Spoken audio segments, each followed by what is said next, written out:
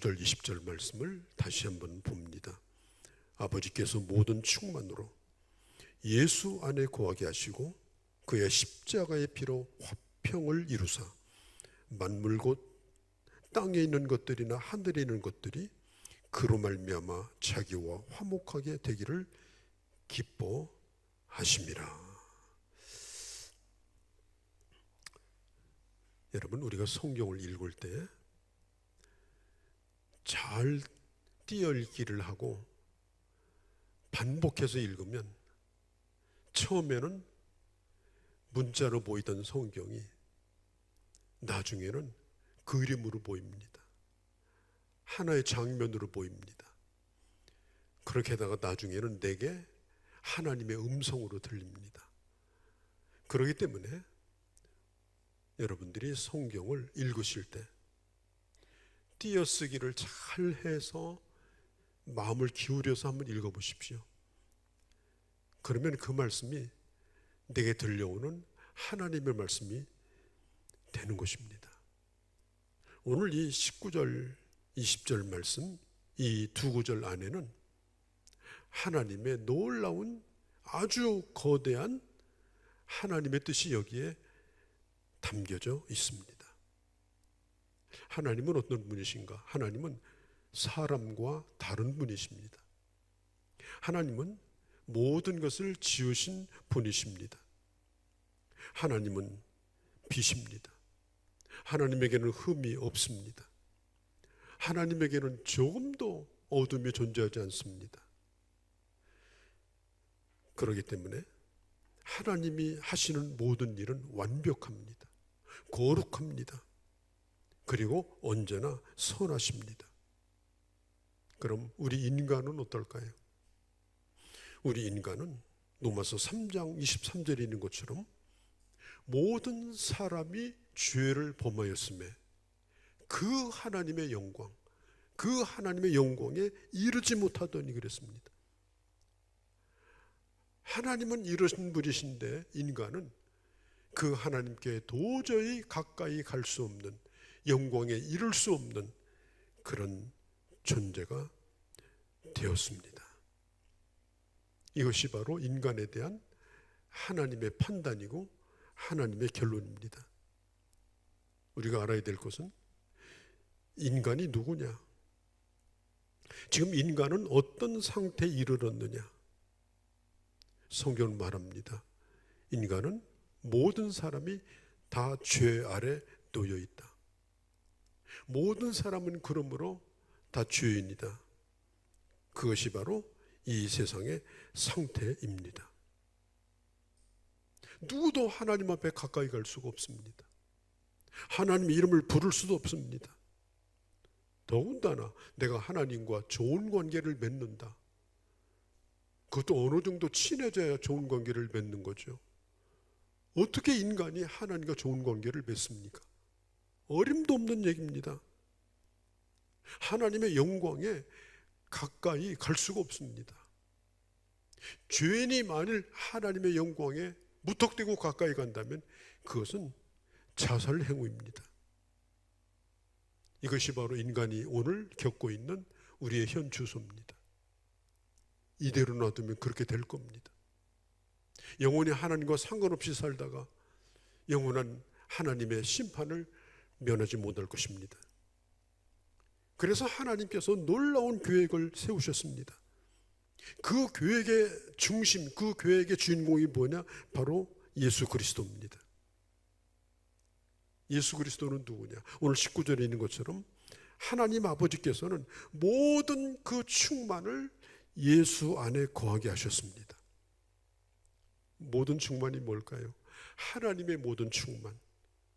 하나님이 가지고 계신 모든 그 충만이 예수 그리스도 안에 차고 넘쳐서 조금도 부족함이 없는 겁니다.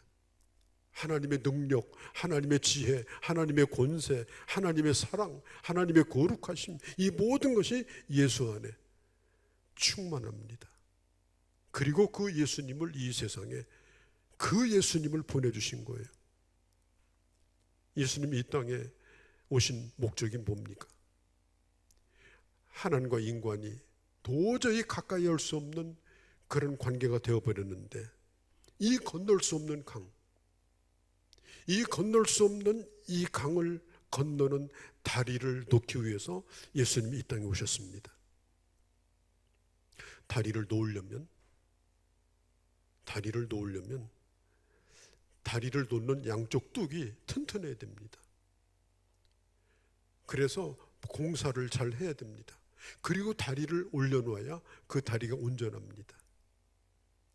예수님은 완전한, 그분은 하나님이십니다. 예수님은 완전한 인간이십니다. 예수님은 완전한 하나님으로서 다리 한쪽에 그 기초공사를 하신 분입니다. 예수님은 완전한 인간으로서 인간이 하나님 앞에 갈 수 있는 기초공사를 하신 분입니다. 그리고 그 사이에 주님이 다리를 놓으셨어요. 성경은 말합니다. 20절에 그의 십자가의 피로 화평을 이루사. 화평이 뭐예요? 연결되는 게 화평이에요. 다리가 놓아지는 게 화평이에요. 저쪽 강과 이쪽 강이 다리가 놓아지면 그때부터 화평이 이루어집니다. 시장도 보러 다니고 학교도 가고 놀러도 다니고 사람 만나러 가고, 뭘 통해서? 다리를 통해서. 예수님은 우리 인간이 하나님을 만나는 다리가 되었습니다. 그러면 무슨 다리냐? 오늘 성경은 말합니다. 십자가의 피로 화평을 이루사. 여러분, 여기서 화평이라고 하는 말은 단순히 싸우지 않는 상태를 의미하는 게 아니에요. 단순히 다투지 않는 상태를 의미하는 게 아니에요. 꾹 참고 지금 긴장관계를 유지하고 있는 우리 남북한처럼 그런 화평이 아니에요.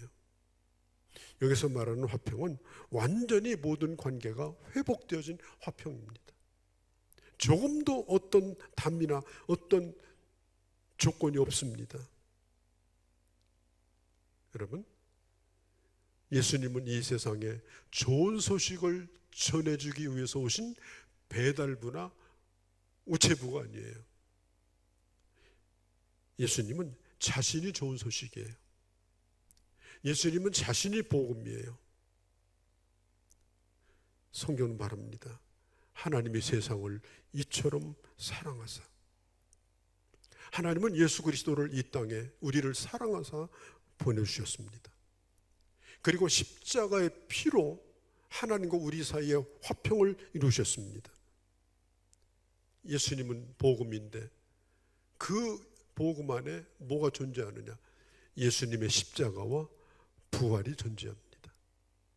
예수님의 십자가와 부활이 그 다리를 만들어주는 그 연결이 되는 것입니다. 누구든지 그 예수를 믿고 그리고 하나님을 향해서 걸어가면 결코 추락하지 않습니다. 결코 끊어지지 않습니다. 결코 미완성으로 끝나지 않습니다. 반드시 하나님을 만납니다.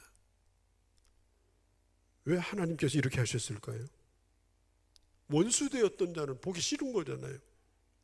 원수되면 만나기 싫잖아요. 원수되면 꿈에서 보아도 기분 나쁘잖아요. 더군다나 우리가 하나님과 원수된 자인데 왜 하나님은 이렇게 하셨을까요? 우리를 사랑하셨기 때문입니다. 다른 이유를 찾을 수가 없습니다. 우리는 하나님의 사랑을 받은 자로 오늘 여기에 와 있습니다. 하나님 우리를 사랑하심으로 예수 그리스도를 알게 하셨고 그를 믿게 하셨습니다. 복음의 핵심은 예수 그리스도요. 그 복음의 구체적인 내용은, 우리가 믿는 내용은 바로 예수 그리스도의 십자가의 보혈이요, 그리고 예수 그리스도의 죽은 자 가운데서 살아나신 부활입니다. 예수님은 그 십자가를 어떻게 지셨을까요?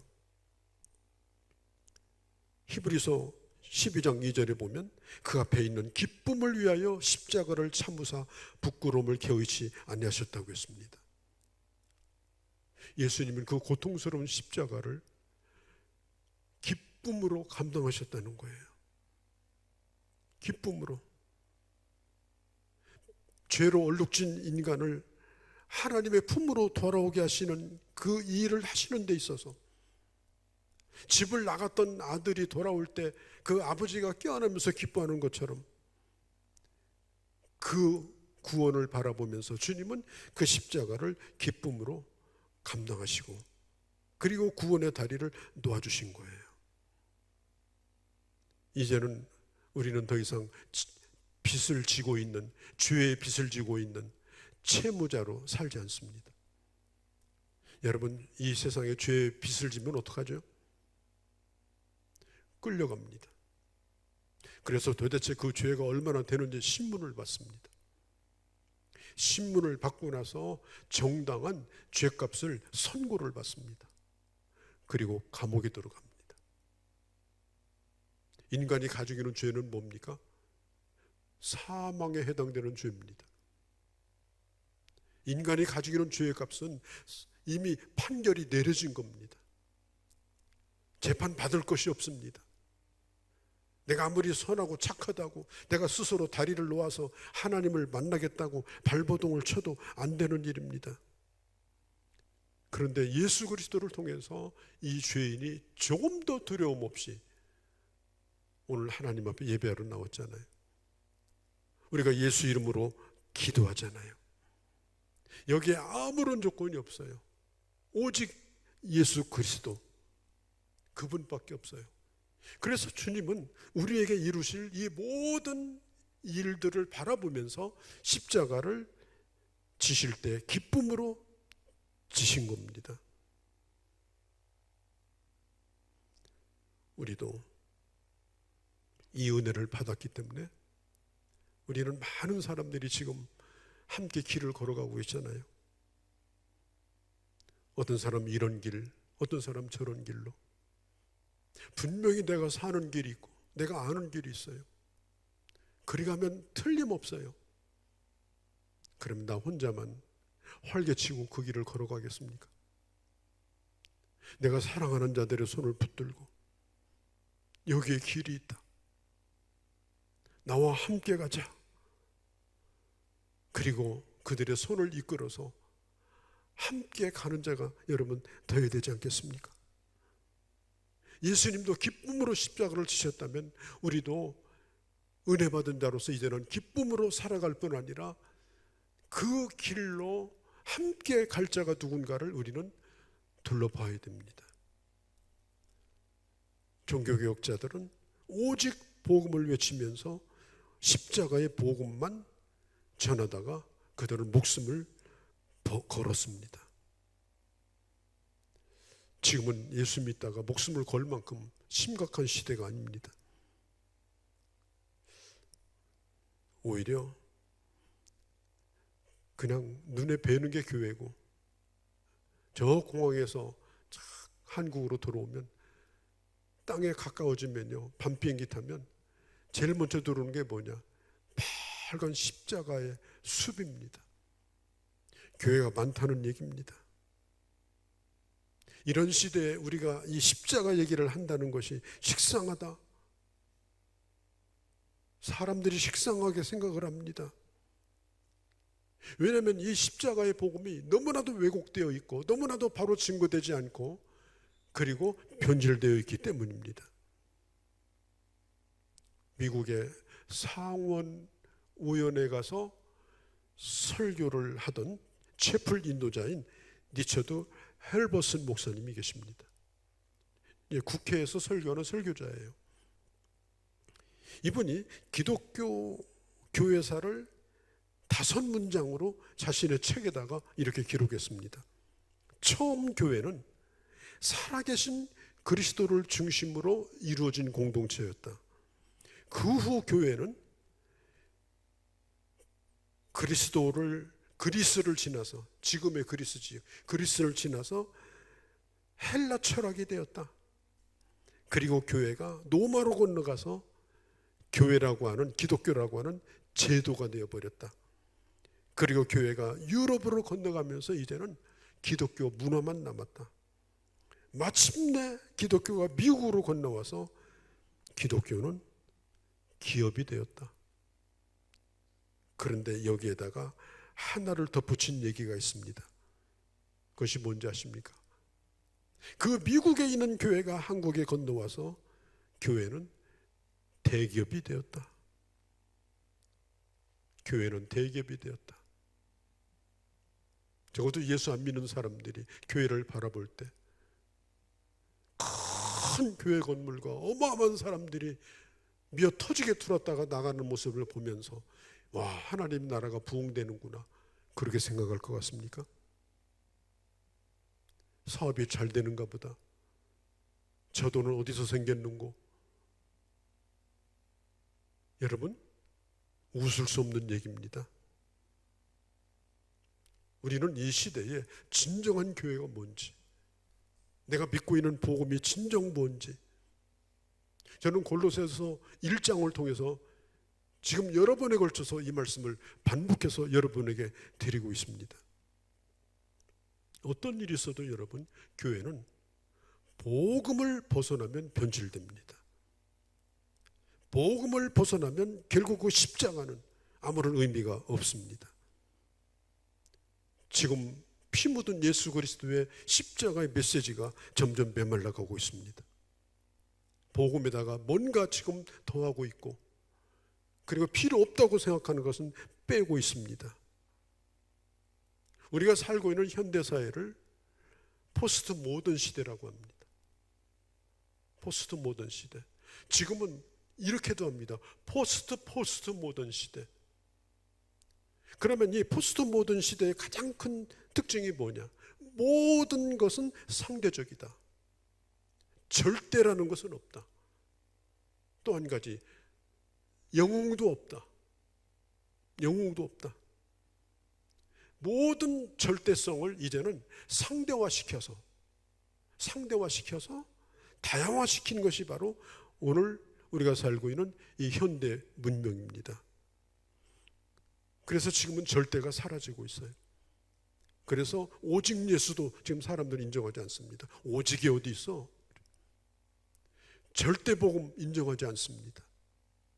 오직 한 길, 하나의 다리도 인정하지 않습니다. 심지어 목회자들과 신학자들 머릿속에도 그런 사상이 들어왔습니다. 모든 것이 애매모호해집니다. 색깔이 분명해지지 않습니다. 여러분, 입으로 십자가의 복음을 말한다고 하지만 실제로는 타협합니다. 예수 그리스도가 이 세상의 구세주라고 말하지만, 그러나 삶 속에는 구세주가 존재하지 않습니다. 그들은 이렇게 말합니다. 타종교와도 대화를 나누어야 된다. 심각하게 잘못된 생각입니다. 여러분, 이 세상에 수많은 종교가 존재합니다.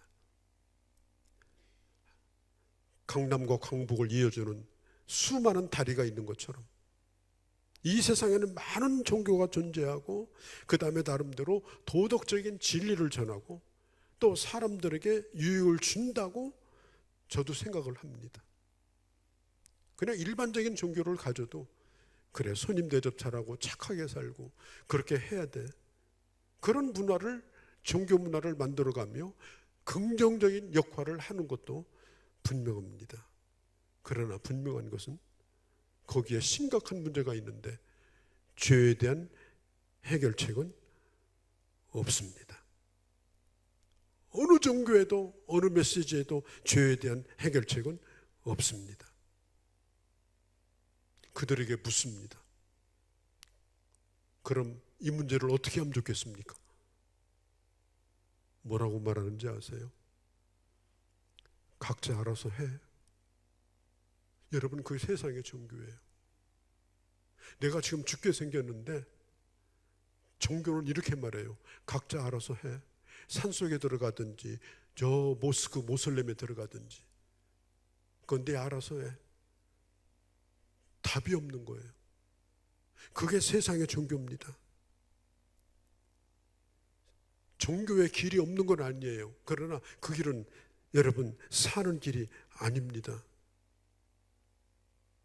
인간은 인간 스스로가 만든 교훈이나 종교나 도덕이나 진리를 가지고 스스로가 깨끗해질 수 없는 겁니다. 그래서 하나님의 충만으로 충만하신 그 아들을 이 땅에 하나님께서 보내주시고, 그리고 십자가의 피로 하나님과 원수되었던 우리들을 화목케 하심으로 우리가 주님을 만날 수 있게 하신 겁니다. 시골에 살고 있는 어떤 할머니가 며느리의 전도를 받아가지고 교회에 찾아왔습니다. 이제 세례를 받아야 되는데 세례 문답 공부가 그렇게 쉽지 않습니다. 여러 가지 공부를 해야 돼요. 근데 집에서 이제 며느리가 시어머니 세례 문답 공부를 시킵니다. 어머니, 목사님이 틀림없이 이거 물어볼 거예요. 이거 잃어버리면 안 돼요. 예수님이 왜 돌아가셨습니까? 이렇게 부르면 어머니 꼭 이렇게 대답하셔야 돼요. 내 죄 때문입니다. 내 죄를 대속하기 위해서 죽으셨습니다. 그런데 세례 문답 시간이 되니까 진짜 그 며느리가 얘기했던 그걸 딱 물어보는 거예요. 성도님, 예수님께서 왜 돌아가셨습니까? 그때 이 며느리가 한 얘기가, 며느리가 대답해 준 대로 대답했습니다. 예, 우리 집 며느리 죄 때문에 돌아가셨습니다. 여러분, 도대체 예수님의 십자가가 나와 무슨 상관이 있습니까? 이게 분명하지 않으면요, 여러분, 정말 신앙생활 다시 한번 돌아보셔야 됩니다. 신앙생활은 하나님과 나와의 지극히 1대1의 개인적 관계입니다. 마누라 치마포 잡고 천국 가는 게 아니에요. 아버지 바지가랑에 붙들고 천국 가는 게 아니에요. 하나님과 나 사이에 이 구체적이고 이 분명한 답이 있어야 되는 겁니다. 사도 바울은 골로새 교회로부터 심각한 소리를 들었습니다. 그것이 뭐냐? 처음에는 복음 안에서 잘 시작된 교회였는데 이 교회가 문제가 생긴 거예요. 변질되기 시작했어요. 야, 예수 믿는 것 가지고 안 돼. 꼭 거기에 플러스 알파 옵션이 있어야 돼. 옵션이. 여러분, 어떤 물건을 사면요, 기본가 100만 원 하고요, 옵션 다 붙이면 300만 원짜리도 있어요. 야, 예수 믿는 건 아주 지극히 기본이야. 그건 기본이라고 치고 옵션이 얼마나 많은 줄 알아? 너 안식일도 지켜야 되고, 너 할례도 받아야 되고, 너 절기도 지켜야 되고, 이거 안 하면 예수 믿는 거 허탕이야. 그거 가지고 안 돼. 모양도 안 나, 그거. 그렇게 가르치는 거예요. 여러분, 그러니까 교회 오는 사람들은 다 예수를 잘 믿고 싶어서 오는 거 아니겠습니까? 그런데 뭐가 모자라다고 하니까 이거 어떻게 하면 되냐고, 뭐 돈이 필요하냐, 뭘 해야 되냐, 사람들이 긴장을 해가지고 물어볼 때 거기에 플러스 알파를 더하기 시작하는데 나중에는 복음은 다 사라져버리고 말았어. 여러분, 이게 골로새 교회에 일어난 심각한 상황이고 오늘날 교회도 일어날 수 있는 일들입니다. 오늘 사도 바울은 그 골로새 교회를 향해서 말합니다. 하나님 아버지께서 모든 충만으로 예수 안에 거하게 하시고 그의 십자가의 피로 화평을 이루사 창조주 하나님께서 가지고 계신 모든 지혜와 능력과 권세를 예수 그리스도에게 충만케 하신 겁니다. 그리고 예수께서 하나님의 뜻을 이루기 위해서 구속의 사역을 이루신 겁니다. 이것은 사실이고 진리입니다. 여러분, 복음은 말도 아니고 글도 아닙니다. 복음은 말도 아니고 글도 아닙니다. 복음은 역사적 사건입니다. 복음은 사실입니다. 예수를 믿든지 안 믿든지 예수 그리스도께는 그 일을 하셨습니다. 중요한 것은 뭐냐? 많은 사람들이 이렇게 생각해요. 예수라는 사람이 기독교를 만들었는데 그분은 사랑이 많아서 사람들을 위해서 죽었대. 그분은 순교자래. 예수 안 믿는 사람 가운데도요, 그렇게 생각하는 사람들이 많아요. 여러분, 전지전능하신 하나님께서 뭐가 답답해서 그 아들을 이 땅에 보내셨냐는 거예요. 뭐가 답답해서 피 흘려 죽게 하셨냐는 거예요. 자, 구약으로 조금 돌아가 봅니다. 구약 시대에는 사람이 죄를 지면 짐승을 가지고 와서 제사장이 그 짐승을 잡습니다. 그래가지고 피를 전부 뽑습니다. 그리고 각을 뜹니다. 그 각을 뜬 재물은 불에다 태웁니다. 피는 어떻게 하느냐? 제단에다가 다 이렇게 뿌립니다. 그게 구약의 죄 용서함을 받는 방법입니다. 그래서 히브리서 9장 22절에 피 흘림이 없이는 죄 사함이 없다고 했습니다. 그런데 그 피가 무슨 피냐? 짐승의 피입니다. 짐승의 피. 여러분, 짐승의 피는 일시적입니다. 1년에 한 번씩 대속죄일 날 대제사장이 모든 백성들의 죄를 가지고 성전 안에 있는 지성소에 들어가서 짐승의 피를 뿌립니다. 1년에 한 번씩. 이건 매년마다 해야 되는 일입니다. 유효기간이 1년입니다. 해마다 똑같은 일을 반복합니다.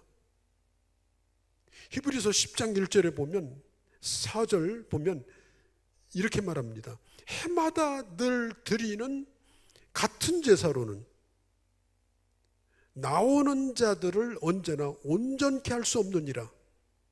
이는 황소와 염소의 피가 능히 죄를 없이 하지 못합니다. 이건 뭐와 똑같으냐? 완전한 방법은 아니라는 거예요, 이게. 그냥 임시 뚜껑만 닫아놓은 거예요. 죄인이 잠시 끝난 게 아니고 숨만 지금 돌리고 있는 거예요. 죄의 무게는 그대로 존재해요. 죄의 사실은 그대로 존재해요. 이것은 완전한 제사, 짐승의 피가 아닌 완전한 제물, 완전한 제사가 이루어지기까지는 그렇다는 겁니다. 그래서 구약의 이 짐승의 제사는 그냥 모형이고 그림자입니다. 이런 불완전한 제사가 이루어지고 있는 가운데 이 제사를 끝내기 위해서 하나님이 예수님을 이 땅에 보내신 겁니다. 그리고 예수 그리스도의 피를 그 십자가에서 흘리게 하셨습니다. 예수님은 자신의 피를 가지고 하나님의 성소에 들어가셨습니다. 하나님은 예수 그리스도의 피를 보셨습니다. 히브리서 9장 12절에 보면 염소와 송아지의 피로 하지 아니하시고 오직 자기 피로 영원한 속죄를 이루사 단번에 성소에 들어가셨느니라. 예수님은 자기 피를 가지고 하나님의 성소에 단번에 들어가신 거예요. 그 다음에 그 속죄의 능력은 1년이 아니라 영원한 속죄를 이뤘다라고 말합니다. 여기서 단번이라고 하는 이 말, 그 다음에 영원한 속죄라는 이 말이 대단히 중요합니다. 이 말은 뭐냐? 충분하다는 뜻이에요. 충분하다. 더 이상 반복할 필요가 없다. 이제는 그럴 필요가 없다. 예수 그리스도의 피로 말미암아 영원한 죄사함을 받는 길이 열렸고, 이게 바로 오늘 우리가 듣고 있는 십자가의 복음입니다. 여러분, 새벽에 보고 있는 노마서 5장 1절에 보면 그러므로 우리가 믿음으로 의롭다함을 받았으니 우리 주 예수 그리스도로 말미암아 하늘에 계신 하나님과 이제는 화평을 누리자. 우리 따라합시다. 화평을 누리자. 이 누린다라고 하는 말은 enjoy입니다. 예수를 믿는 우리는 겨우 주님하고 악수한 상태가 아니에요. 이제는 주님과의 관계를 내가 누리는 거예요. 주님과 함께 그 행복과 그 풍성함과 그 약속과 그 축복을 주님과 함께 누리는 거예요. 내 삶의 변화가 일어납니다. 하나님의 사랑을 경험합니다. 기쁨이 충만합니다. 1장 23절 만일 너희가 믿음에 거하고 터 위에 굳게 서서 너희의 들은 바 복음의 소망에서 흔들리지 않으면 그리하리라. 이 복음은 천하 만민에게 전파된 바요 나 바울은 이 복음의 일꾼이 되었노라. 사도 바울은 말합니다. 나는 이 복음의 일꾼이 되었다. 여러분, 복음은 내가 알고 있는 것을 상대방에게 단순히 전해주는 내용이 아닙니다. 내가 알고 있는 지식을 상대방에게 전수해 주는 것이 아닙니다. 복음 메시지입니다. 메시지. 여러분, 미국 대통령이 한번 입을 여는 메시지가 얼마나 대단합니까?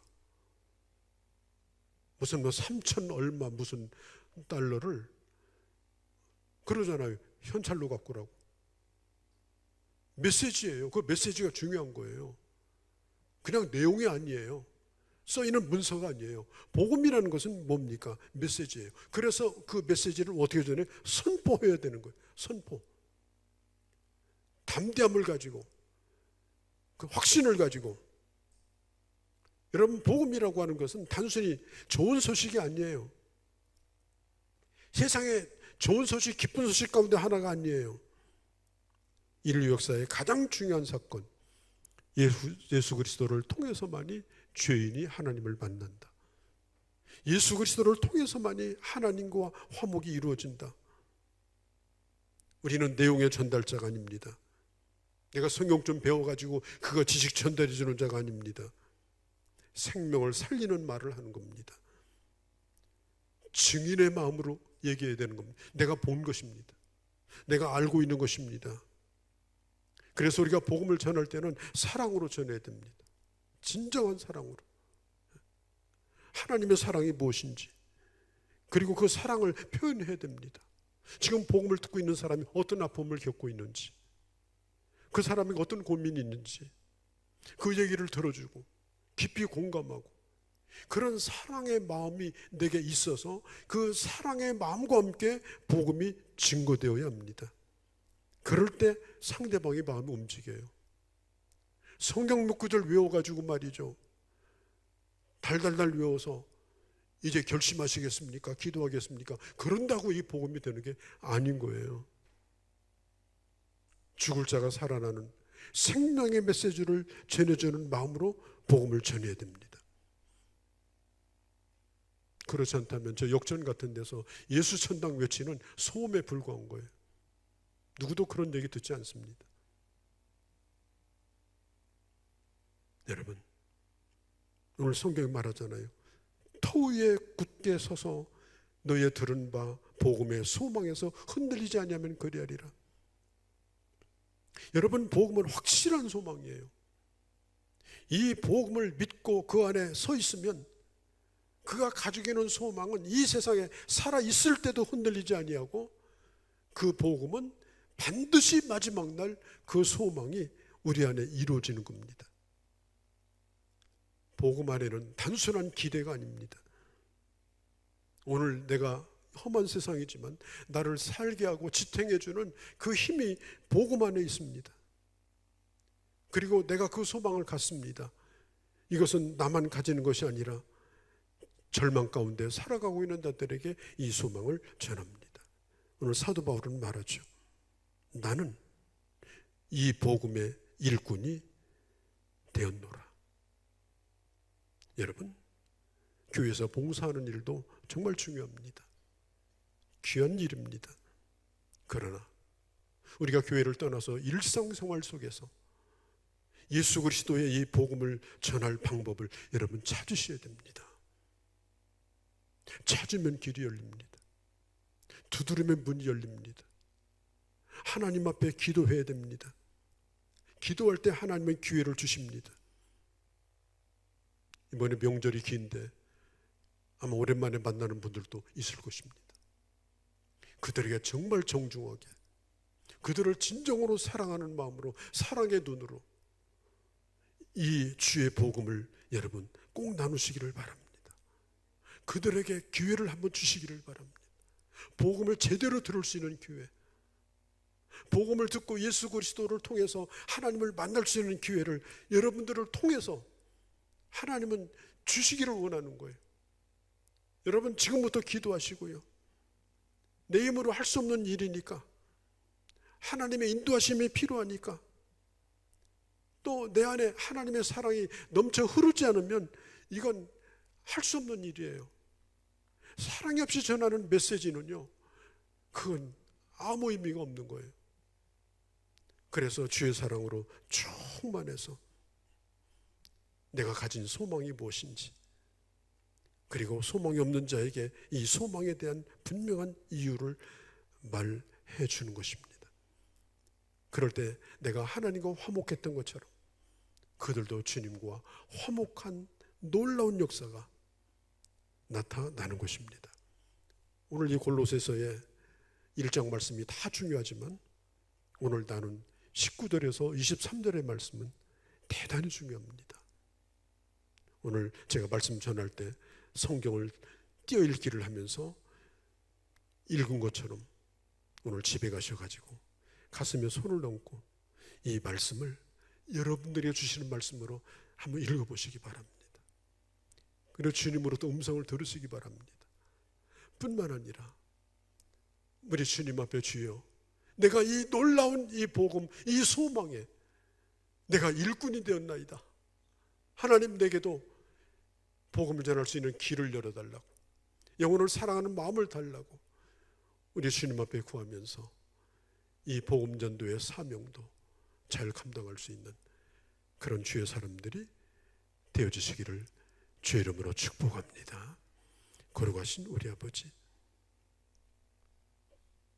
우리에게 귀한 복음을 주셨습니다. 하나님께서 예수 그리스도 안에 그의 모든 충만을 거하게 하시고 이제는 그 보혈의 피로 우리로 하여금 하나님과 화평을 이루게 하시고, 그리고 이제는 우리로 하여금 이 세상에 나가서 이 복음을 전할 수 있는 일꾼으로 삼으심을 참으로 감사합니다. 이 복음의 의미를 깊이 깨닫고 이 복음을 누릴 뿐 아니라 이 누리고 있는 이 복음의 길로 형제자매들을 강력하게 이끌어 함께 생명의 길로 나가는 저희들의 발걸음이 되게 하여 주시옵소서. 우리 주 예수님의 이름으로 기도하옵나이다. 아멘.